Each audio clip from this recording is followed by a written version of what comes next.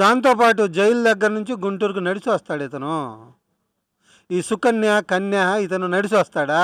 మళ్ళీ ఏమన్నా అరెస్ట్ చేసిందనుకోండి, చూసారా నేను పులిని, నేను హీరోని, నన్ను అరెస్ట్ చేస్తా ఉన్నారు అని చెప్పేసి చెప్పటం జగన్ దృష్టిలో. నమస్తే అన్న.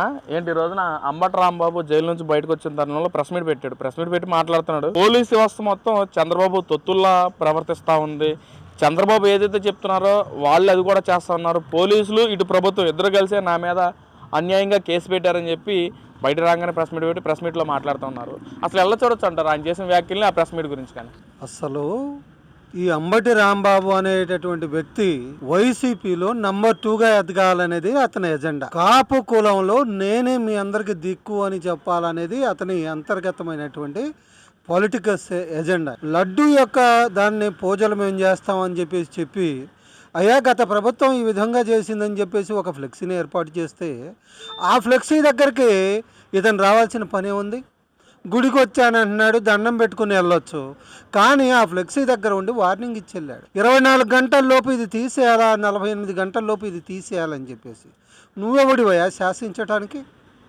గత ప్రభుత్వం, అదే నీ ప్రభుత్వం చేసినటువంటి అరాచకాలని ప్రజలకి వివరిస్తూ అక్కడ ఆ కోడలిలో ఒక బ్యానర్ పెట్టారు. ఆ బ్యానర్ని నేను చించుతానన్నావు. బ్యానర్ని కాపాడుకోవడానికి తెలుగుదేశం శ్రేణులు అక్కడ నిలబడ్డాయి.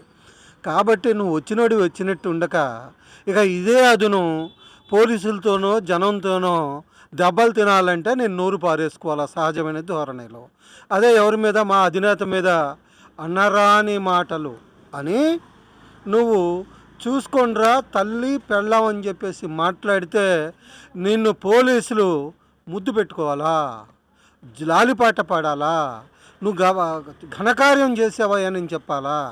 నీ ఎజెండా మొత్తం తెలుసు. చట్టం తన పని తాను చేసుకుంటా పోతా ఉంది.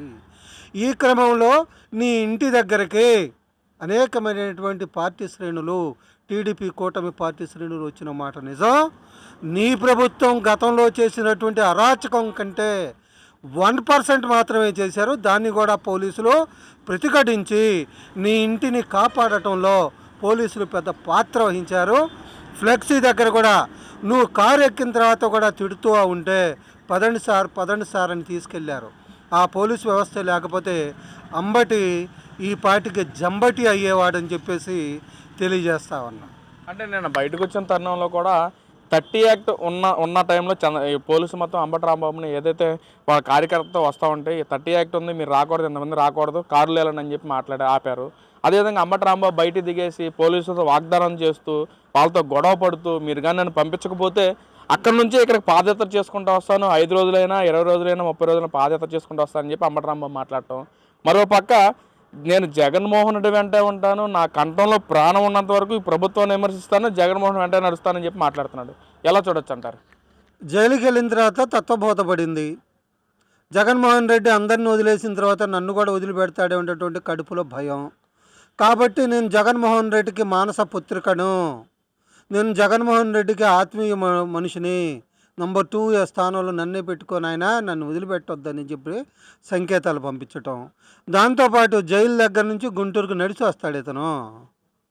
ఈ సుకన్య, కన్య ఇతను నడిచి వస్తాడా?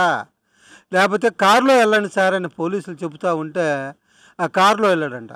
ఇతను ఒక పాదయాత్ర చేస్తూ వస్తే ఇక ఇదంతా ఉన్న గవర్నమెంటు ఈ అలజడులు, ఇటువంటి శాంతి భద్రతలకు సంబంధించిన అంశాలు ఏమన్నా వచ్చినాయి అని చెప్పేసి మళ్ళీ ఏమన్నా అరెస్ట్ చేసింది అనుకోండి, చూసారా నేను పులిని, నేను హీరోని, నన్ను అరెస్ట్ చేస్తూ ఉన్నారు అని చెప్పేసి చెప్పటం జగన్ దృష్టిలో ఇతను చెరగని ముద్ర వేయాలని చెప్పేసి అనుకొని ఏదో కంఠం చించుకుంటా ఉన్నాడు. ఈరోజు కూడా గుంటూరులో ప్రెస్ మీట్ పెట్టి ఏదేదో అతనికి సీడీ ఫైల్ మొత్తం చదివి వినిపిస్తూ ఉన్నాడు. జగన్మోహన్ రెడ్డి ఇచ్చినటువంటి స్క్రిప్ట్ ప్రకారం నువ్వు ముందుకెళ్ళావు, నీకు తత్వం బోధపడింది, 18 రోజులు జైల్లో ఉన్నావు, ఇవాళ ఏదో బొంకుతున్నావు. నీ బొంకులు నీ అధినేతన అభిమాన నాయకుడు చంద్రబాబు నాయుడు గారిని ఎఫ్ఐఆర్లో పేరు లేకపోయినా మదనపల్లెలో అర్ధరాత్రి అరెస్ట్ చేసి కారు మార్గంలో తీసుకొచ్చి 53 రోజులు జైల్లో పెట్టావే. అప్పుడు ఎప్పుడైనా అన్నావా, ఏమయ్యా ఎఫ్ఐఆర్లో పేరు లేదు, అయినా మనం అరెస్ట్ చేయటం తప్పు కదా అని చెప్పేసి మాట మాట్లాడలేదు కదా. కాబట్టి అంబటి నీ బొంకులన్నీ కూడా గుంటూరు బొంకులుగా మిగిలిపోతా.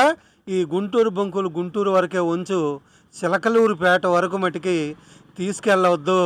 ఇక అప్పుడు నువ్వేమవుతావో అర్థం చేసుకోమని తెలియజేస్తా ఉన్నా. అంటే అన్న ఏదైతే జైలు నుంచి బయటకు వచ్చిన తరుణంలో అంబటి రాంబాబు ప్రెస్ మీట్లో మాట్లాడుతూ నాకు రాజమండ్రి సెంట్రల్ జైలు అనేది ఒక ట్రైనింగ్ సెంటర్గా నాకు ఉపయోగపడింది, ఇక్కడ ఎన్నో విషయాలు నేను నేర్చుకున్నానని చెప్పి మాట్లాడుతున్నాను. 18 రోజులు కాదు, ఇంకా 20 సంవత్సరాలు పైబడినా సరే నేను ఈ జైల్లోనే ఉంటాను, నాకు ఎలాంటి డోకా లేదని చెప్పి మాట్లాడటం. ఒక గుంటూరు వాసిగా అంబటి రాంబాబు కూడా గుంటూరు జిల్లానే ఎలా చూడొచ్చు అంటారు? ఏమండి, అతను ఎంజాయ్ చేశానని కూడా అన్నాడు. అది జైలు అయితే బ్రహ్మాండంగా ఉందని చెప్పావు. నువ్వు ఇంటి భోజనానికి ఎందుకు పెట్టావా? ఇంటి భోజనానికి కోర్టుకు ఎందుకు ఇది పెట్టావు? అంత ఎంజాయ్ చేస్తే నీకు జైలు అంతా పంచపక్ష పరిమాణాల్లో లేకపోతే స్వర్గంలో ఉన్నట్టు బీచ్లో ఉన్నట్టు అనిపిస్తే నువ్వెందుకు పెట్టావు? ఇవన్నీ ఏంటంటే కారు కోతలు మానుకో. నువ్వు నీ రాజకీయ చరిత్ర జగన్మోహన్ రెడ్డి నమ్ముకున్నావు కాబట్టి ముగిసిపోయింది. ఈరోజు ప్రెస్ మీట్లో ఏదో కాపులకు ప్రతినిధిని అనేటటువంటి సంకేతాన్ని మళ్ళీ పంపిస్తున్నావు. ఇది ముద్రగడ్డ ఏదో శంఖారావాన్ని పూరిస్తే జైల్లో పెడితే నేనే వెళ్ళి కాపుల గురించి మాట్లాడానని చెప్తున్నావు. నువ్వు కాపుల గురించి మాట్లాడేవుడివైతే, కాపు జన ఉద్ధారకుడు అయితే నీ ఇద్దరు అల్లుళ్ళు ఎవరో? నీ ఇద్దరు అల్లుడు ఏ కులానికి చెందిన వాళ్ళు? నువ్వు అవకాశవాదివి, సుకన్య. ఇక ఆగిపోవటం మంచిది. నీ గురించి జనం అర్థమయ్యింది.